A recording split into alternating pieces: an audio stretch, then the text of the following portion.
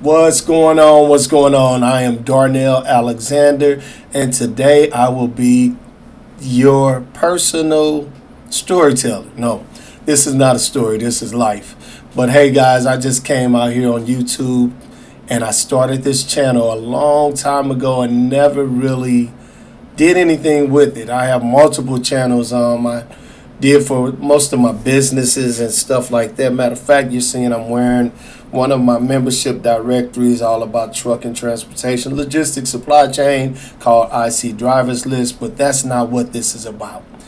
This is the first time I am literally coming on YouTube in a more personal manner or way, a more personal way. A more transparent way, because I'm a transparent type of person. I don't want to get too transparent in this conversation that I just pour out my heart, because I can talk a lot, trust me. But the reason I'm coming out is because I hate internalizing things that are not rectified. And this has been an ongoing situation for quite some time. And as you can see from the title, that this is a serious matter. It has been for a long time. I am currently at home. I am in what me and my grandbabies call the game cave. This used to be my wife and myself. This used to be our office. It didn't look like this. This is totally new. And we set this up for the babies so we can actually bring them all in one location within the house. Even though they have a game room out there, we brought them in here because it's more confined, and I want to know what they're doing on social media and all that stuff whenever I can. And, I can allow them to come in. They want to start streaming, so we bought all this stuff in hopes that we'll be able to help them out. Because the oldest being 14, he's been asking. Now he seems like he doesn't have as much interest, but the 12-year-old, 9-year-old, and 6-year-old, they do. So regardless, we're going to utilize this platform. Now, they have a gaming station or gaming channel that I set up called the Gamer Gang 2025. And we're going to introduce you to these guys soon. But today's topic is in regards to what I'm calling episode 1 of a 10-plus year storyline that I'm going to break down. Hopefully, I'll only be on here about 20 minutes. I can start babbling. I don't want to get to doing that. So I'm literally hoping that whatever I say today, I've already prayed that it will help somebody, it'll bless somebody, and it will give somebody some insight of some things they may be going through as a step parent, or as just a parent in general. But I am a stepfather that's dealing with this from this perspective. And I wanted to come at this angle so I can help some of the step parents as well as the grandparents, because when we started raising these babies, I was 46 years old. That was 10 years ago. And I have a lot to say about it, but I'm going to do it in stages. This is just episode 1. Like I said, I'm going to try to keep it minimized to 20 minutes. I put a little timeline up here just so I can have an idea of where to stick to. I'm going to jump back to the fact that I am, again, transparent.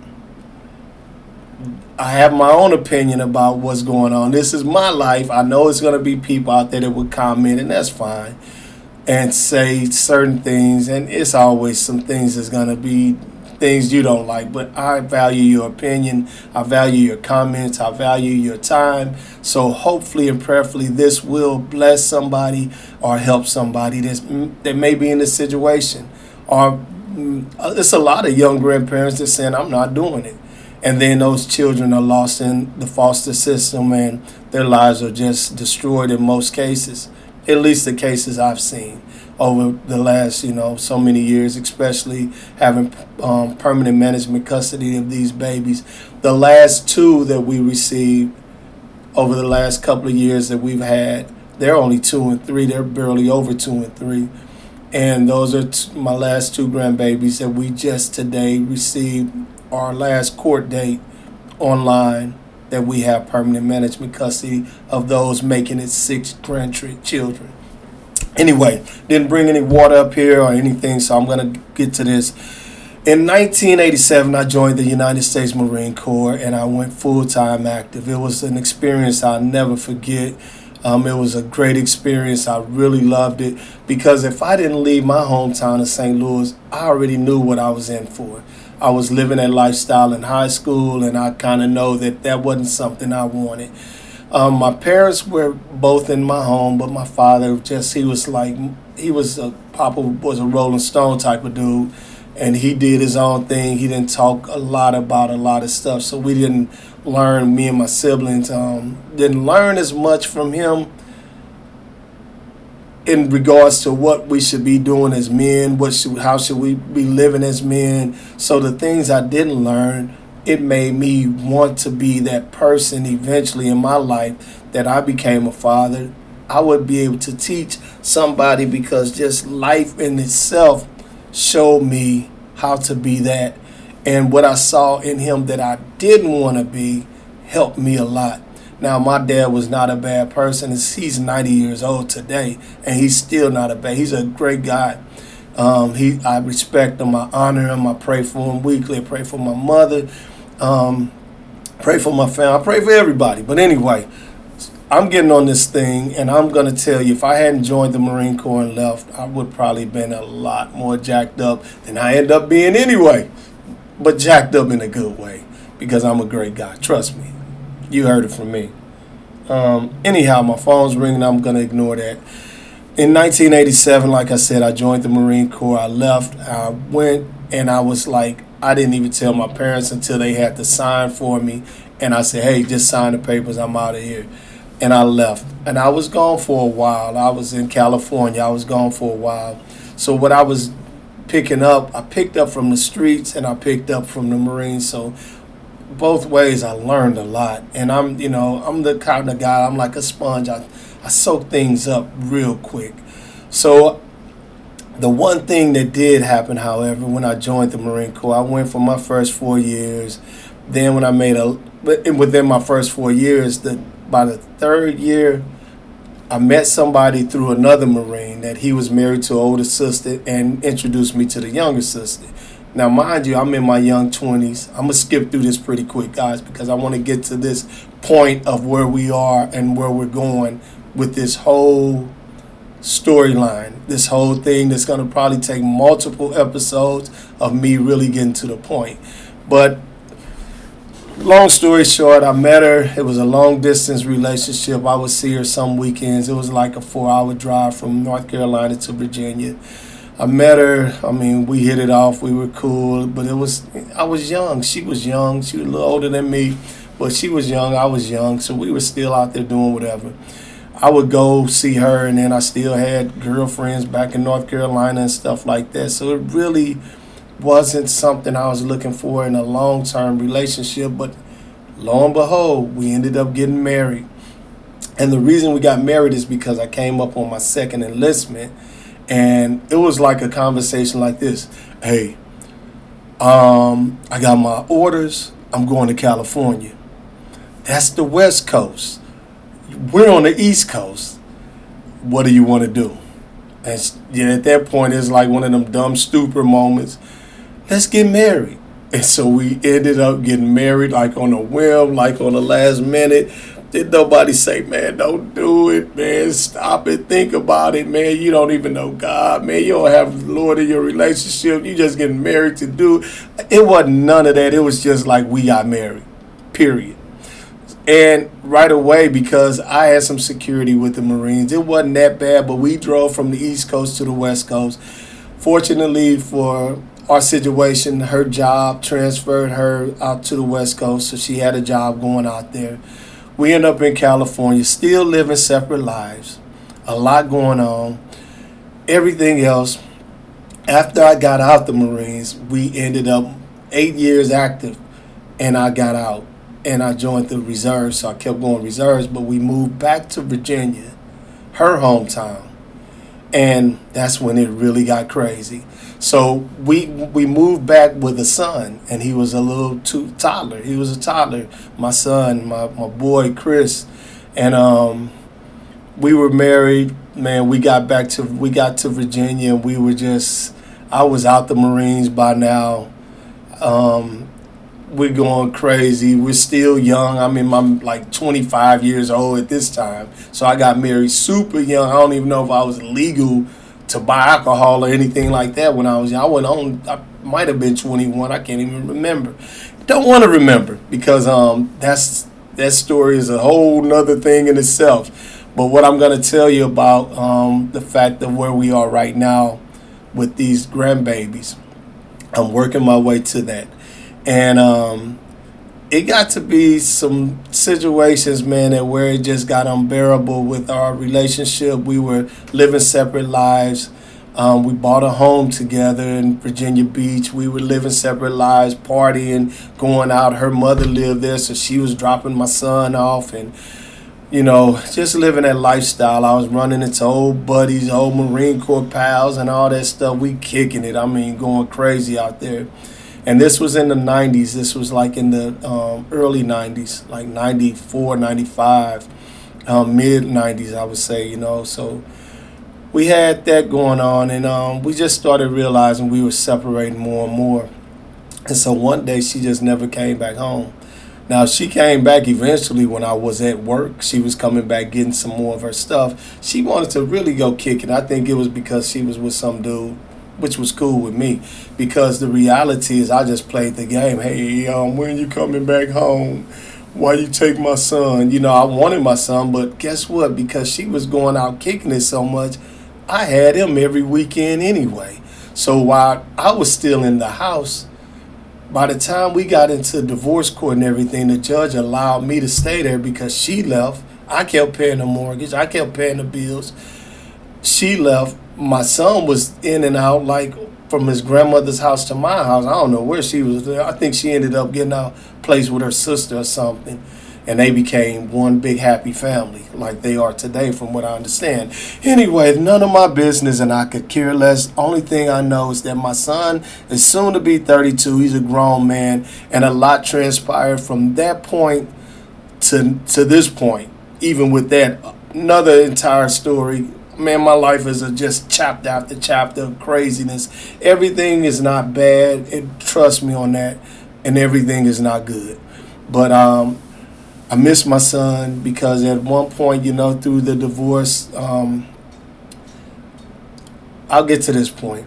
So we divorced, and I was out just going crazy, partying again. That became such a season of sin, man, that they started, all my people coming through, we started calling my house the devil's den.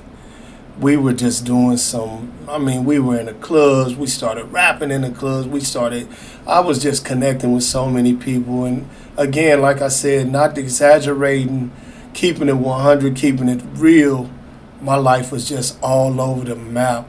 I was doing all kind of crazy stuff, fornicating, just doing all kinds. So I got so tired and sick and tired of it that I would start finding myself just sitting in my house crying and just wondering why I'm so emotional and why am I feeling like I'm feeling. I'm sick of this lifestyle. I want to change. I want to do something different. My whole intent, though, I was always had in my heart to be that father that my father wasn't.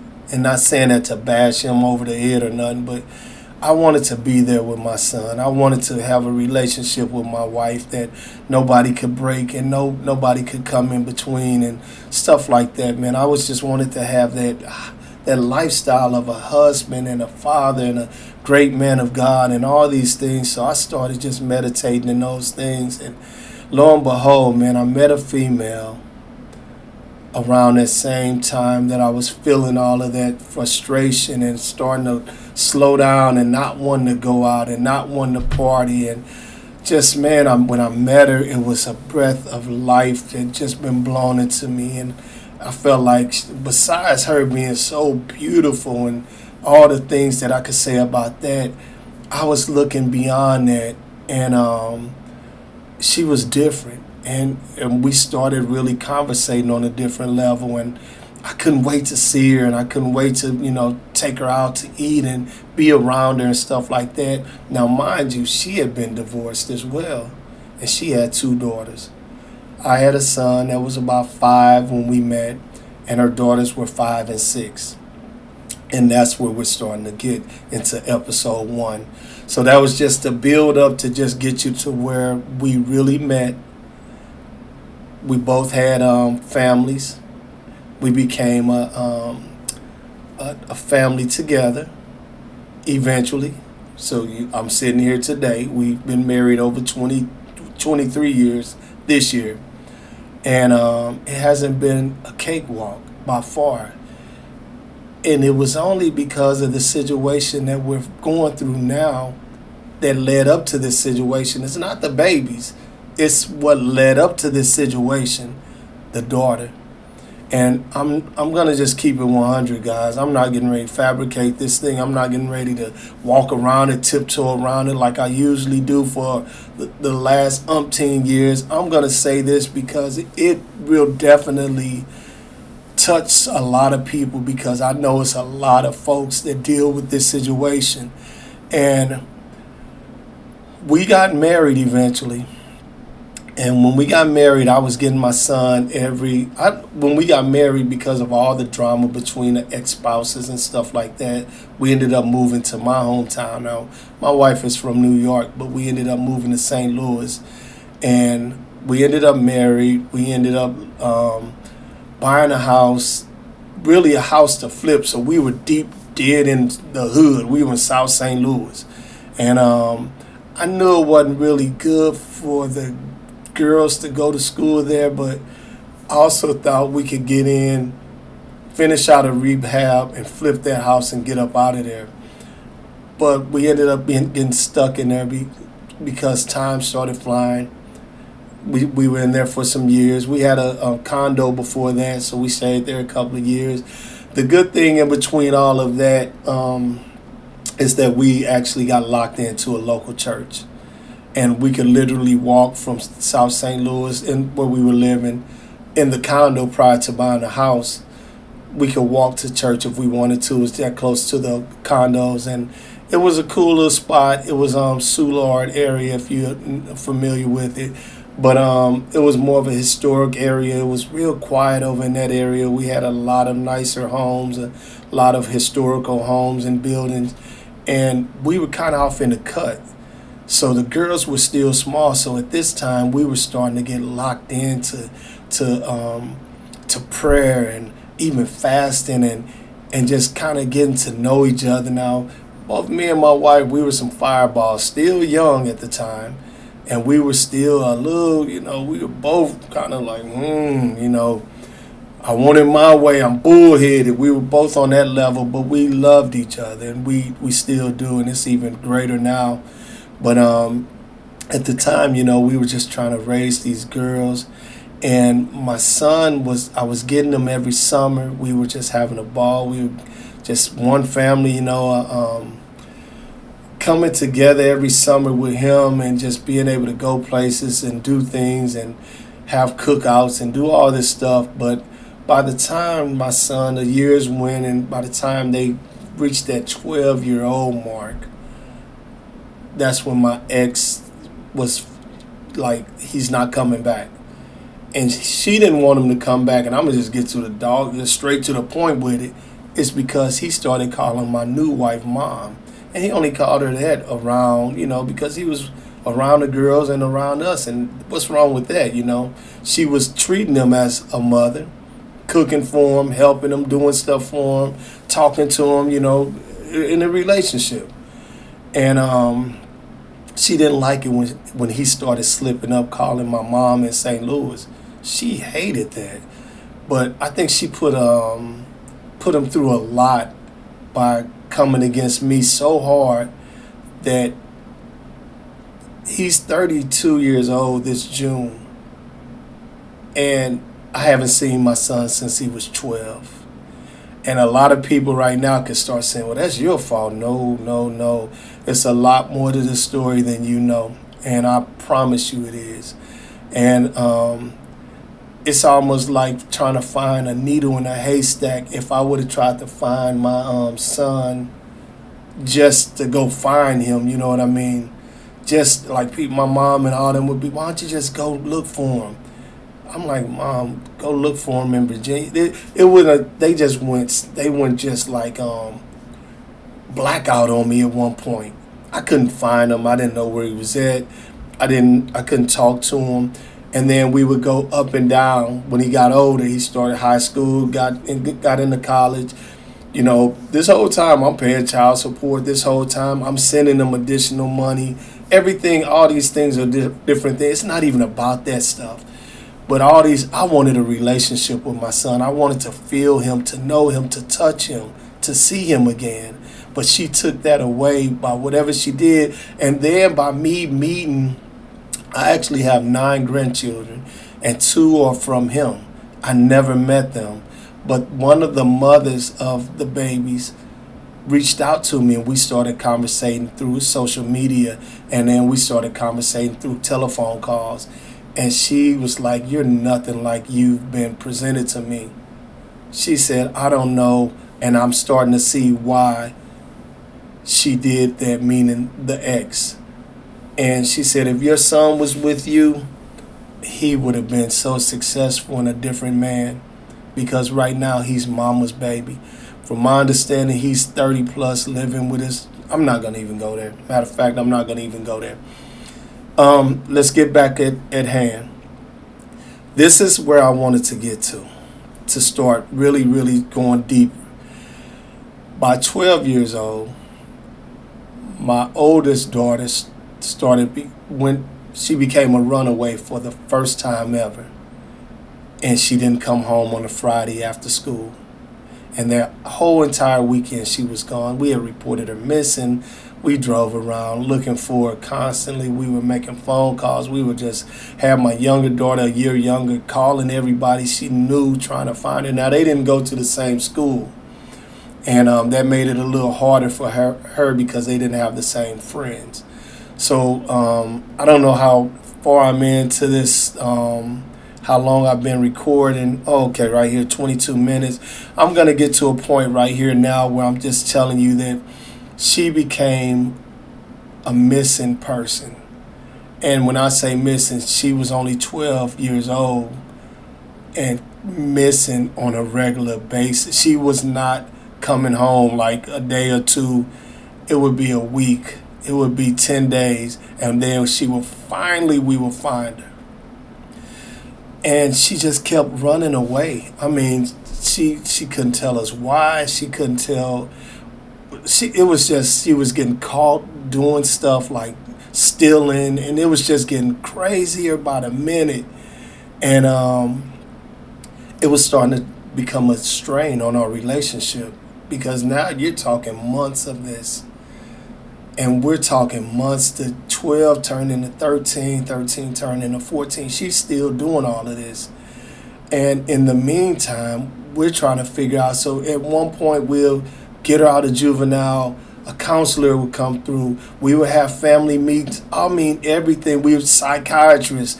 Everything was happening. We were trying to find out, why is she going through this, and what is she going through?